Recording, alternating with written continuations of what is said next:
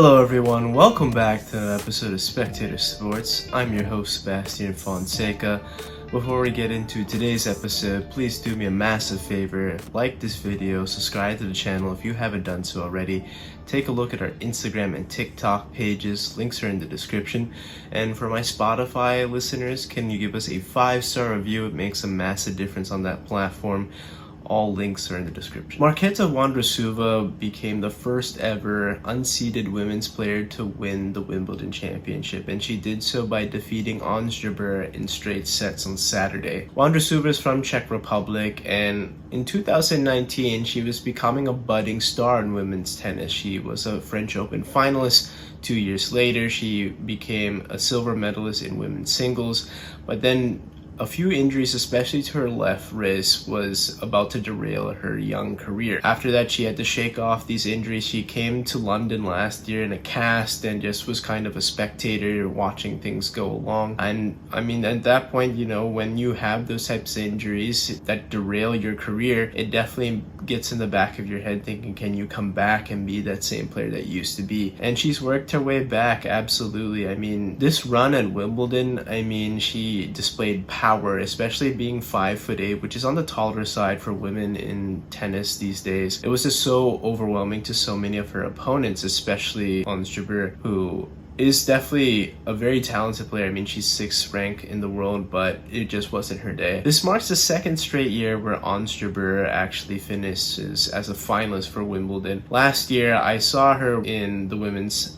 championship and it seemed that she got off to a spectacular start, but then when she started to lose a couple points in that second set, she just came unraveled and lost all composure and eventually lost the game itself. And she's still on the hunt for her first ever title, but this year particularly she's invested in her mental health team. She has her own therapist that was flown into London for the Wimbledon championships and has been a key cog in her mental health and just her being kept in check during the ups and downs of every tennis match that she plays. In the semifinals, she was back against the wall. She lost the opening set. It just seemed that she maybe was going to come unraveled yet again, but she was able to dig deep, shake off those demons, and get back into the final once again. In this final, Jabeur got off to a pretty decent start, broke Vondrousova early. It was up 2-0 and had a 4-2 lead, but this came unraveled with the power of Vondrousova and then also a few basic mistakes, unforced errors that's been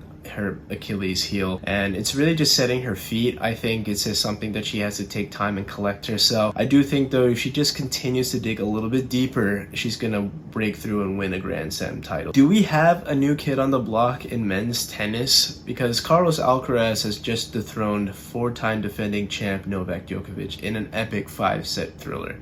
In the first set, Novak seemed in firm control, and after that dominant first set, I'm thinking, is this too big for Alcaraz at this moment? Is Djokovic still the big dog in men's tennis? But in that second set, things turned around. Alcaraz's serve started to get going. He was better at the net. And then in that tiebreaker in particular, I mean, he just was able to muster up enough points, especially utilizing his athleticism, something that the 20-year-old obviously has an advantage over the aging Novak Djokovic. And that was the difference in the second set, and then the third set was basically returned that first set favor where he won 6-1. We thought, okay, he has control, but can he get it through? Can he see it through the finish line? Because I still yield to Novak at this moment in time because he's just so experienced, especially on grass.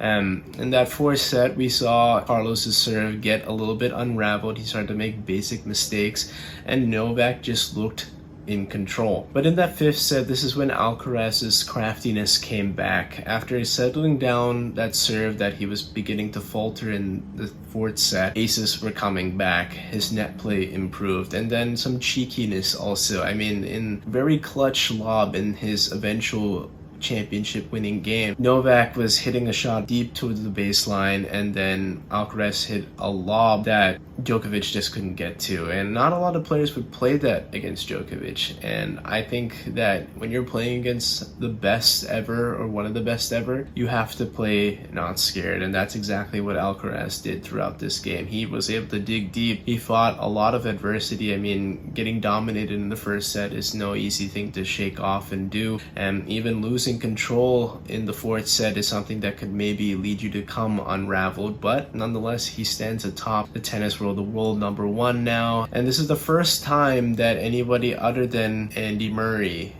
Roger Federer, Novak Djokovic, and Rafael Nadal have won Wimbledon since Carlos Alcaraz was born. So since his entire existence, he's only known those four men winning Wimbledon. Maybe it's a changing of the guard perhaps, but I think Novak still has a few years left in his tank, but it's definitely going to be a little bit of a thorn in his side with Carlos Alcaraz arriving on the scene. It's All-Star Weekend in the WNBA, and things got kicked off with a blistering start in the three-point shooting contest. We saw Sabrina Ionesco by setting a 37-point record for the championship round, and I mean, there are just so many improvements to her game, and this is mainly thanks to the arrival of Breanna Stewart. Since Stewie joined the New York Liberty this offseason, things have opened up for Sabrina's game. I mean, she's always been the forefront of defensive game plans, and now taking that pressure off of her has opened up the three-point line completely. In the first 2-3 seasons of career, she's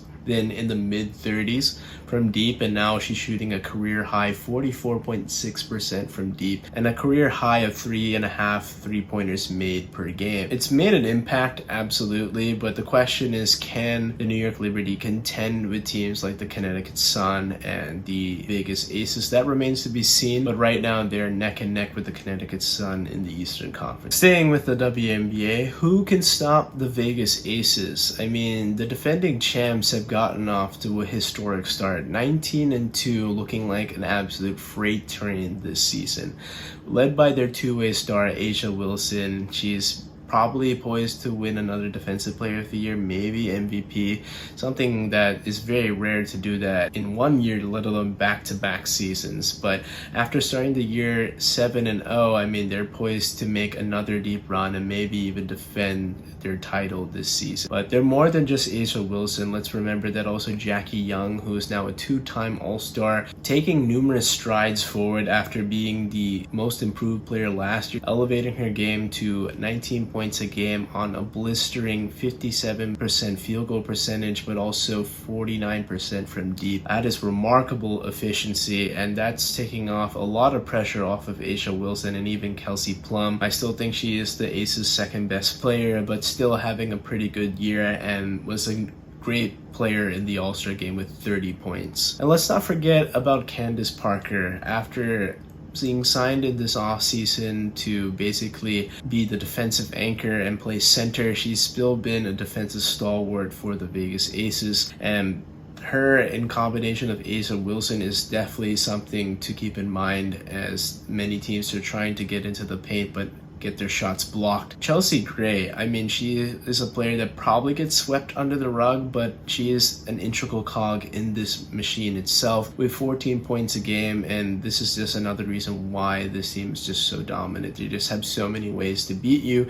And Becky Hammon, who is their head coach, soon to be inducted into the Basketball Hall of Fame, I think is just another way how this team is just so dominant. And I don't know if the Connecticut Sun or the New York Liberty could really match up with them, but it remains to be seen. But I would definitely pick the Vegas Aces to be heavy favorites for the WNBA title. Monday marked the deadline for NFL teams to meet with their free agents and decide whether or not they're going to be playing on the franchise tag. This impacts several positions, but especially running backs that have been devalued over the last 10 to 20 years when they once used to be the epicenter of every NFL offense. Today's stars like Josh Jacobs, Saquon Barkley have been elected to the one-year franchise tag deal. Saquon Barkley, who is responsible for over 40% 50% of the Giants' offense can only sign a deal under the franchise tag deal about $13 million.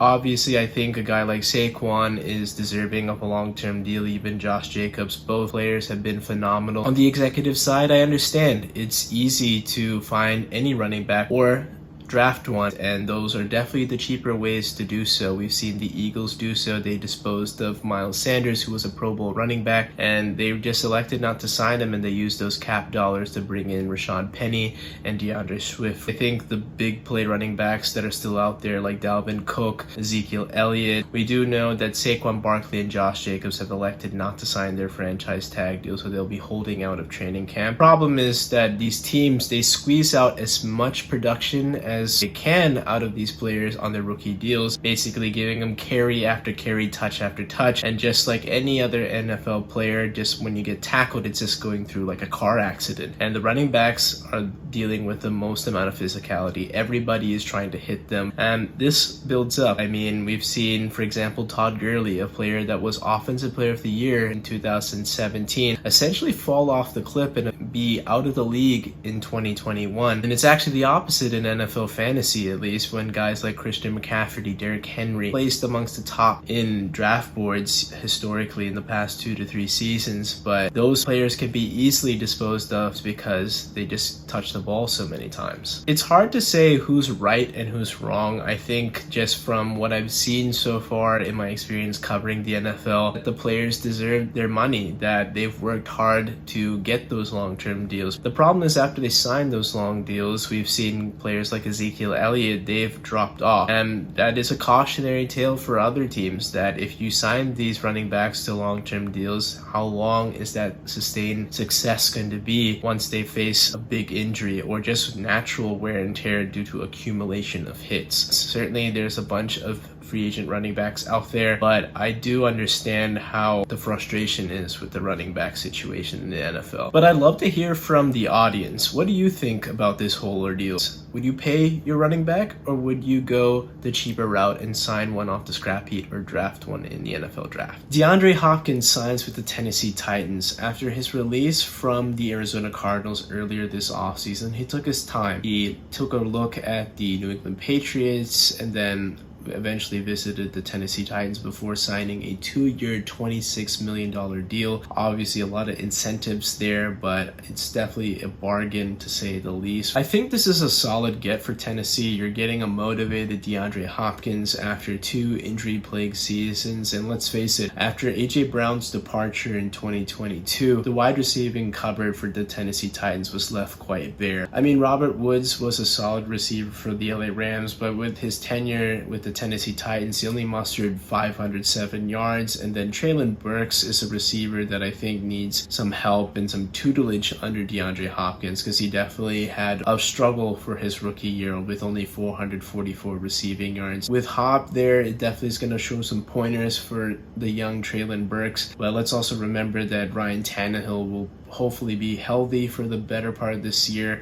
after missing a few games to that ankle injury. And then with Malik Willis being there, basically the offense was a run first heavy Derrick Henry offense, and now the passing game can open up again with Tannehill back at the helm. The Jacksonville Jaguars managed to get an extension deal done with tight end Evan Ingram, and I think this is a great deal for both sides. Evan Ingram gets the long-term security, but also the Jaguars keep an integral cog in their offense. Now, with Calvin Ridley returning to the Jacksonville Jaguars after a year-long suspension for gambling problems, this adds an extra dimension to the Jacksonville Jaguars offense. With Trevor Lawrence continuing to make strides in his development, we saw last year he made a big step forward under the tutelage of Doug Peterson, with Christian Kirk as their number 1 receiver, and then also their leading rusher Travis Etienne taking some pressure off and adding a dimension with the running game. This offense looks really scary on paper, and with their division rivals not being as stable, at least offensively, I think the Jaguars are poised to take a leap further amongst the AFC playoff contenders. Lionel Messi has officially made his move to Inter Miami, and I think this is a great deal for both sides. Lionel Messi himself, I think, he had options in Saudi Arabia. He could have gotten a big bag out there. He could have made a move back to Barcelona. That would have been a nice story, but I think at this moment in his career, he's checked off everything off his list,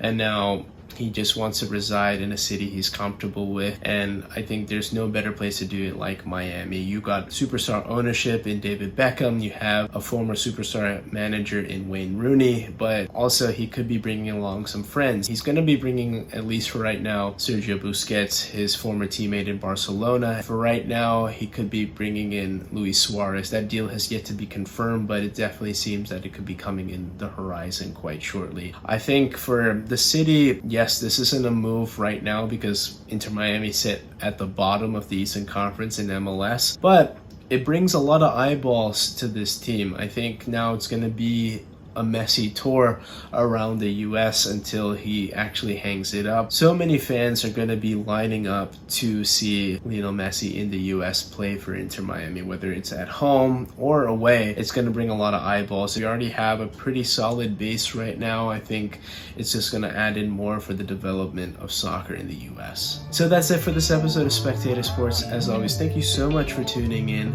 I greatly appreciate it. Please like and subscribe. It makes a massive difference to the YouTube algorithm, and I'll see you on the next one.